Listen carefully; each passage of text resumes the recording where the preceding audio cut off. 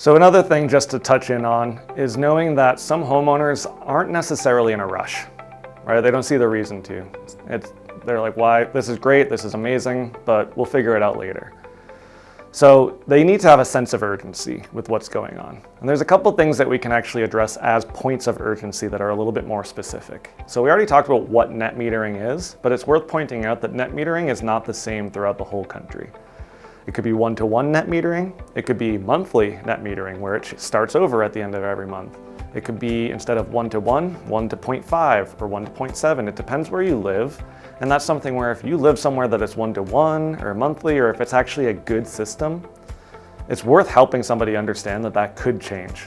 And it could change whenever the utility companies really push for it and get the approval, or it just happens. So best to do it now, because if you get grandfathered in and that can't change, you're in the best situation that you could possibly be in. So it's worth hopping on right now. Additionally, tax credits. And this is something where in some states there's even tax rebates. States where there's rebates, that's only as long as the state can offer it. The credits, it's something where currently, while I'm shooting this video, it's going until 2032, and that's at 30%. But that is something that still will end, and it's also about what time of the year. If somebody is retiring next year, they should get their tax credits this year while they still actually have taxes that are, something they can pull from.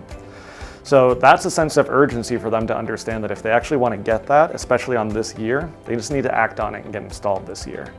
And if they want to get it before it runs out, don't wait, because it could just eventually end.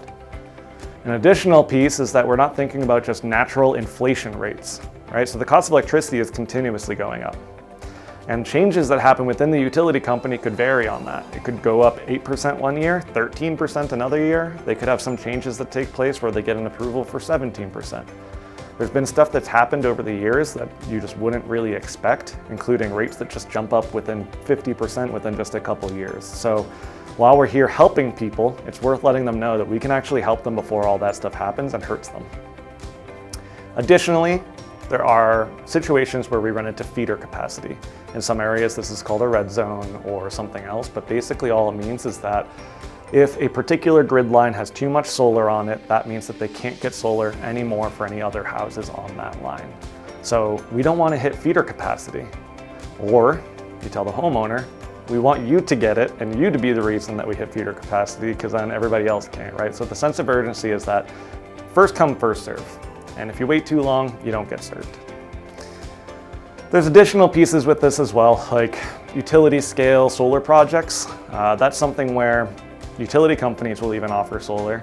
And the reality is like, if they're gonna be doing it, it's gonna cost so much more money for them to do it than just for the homeowner to be doing it themselves. So another part of not just inflation, but just random cost increases is that changing infrastructure for a utility company costs a lot of money. And if they need to do that, why do you have to be the one that pays for those changes? On top of that, this is probably the most important one, we just don't think about it that way, but really the environment.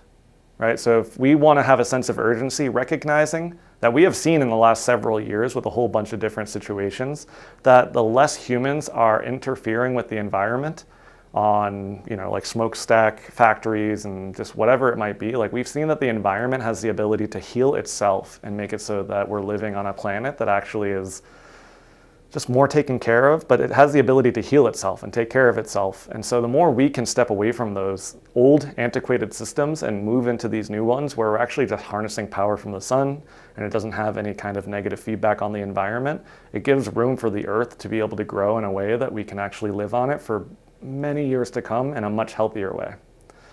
On top of that, some people should just know that this is an opportunity to have independence, right? It's not just being stuck with the monopoly that was provided for you. Like you live somewhere, you get utilities from this one person, and you're just stuck with it. Instead, we're saying there can be independence from the utility company, get into something where you now have solar, you have one payment that's just fixed, protected, and it will end at a certain point, and you have no more bill anymore. And that makes it so you're just taking care of yourself, you're good, and you've set yourself up to be able to be safe and not at the whim of whatever changes the electric company throws at you.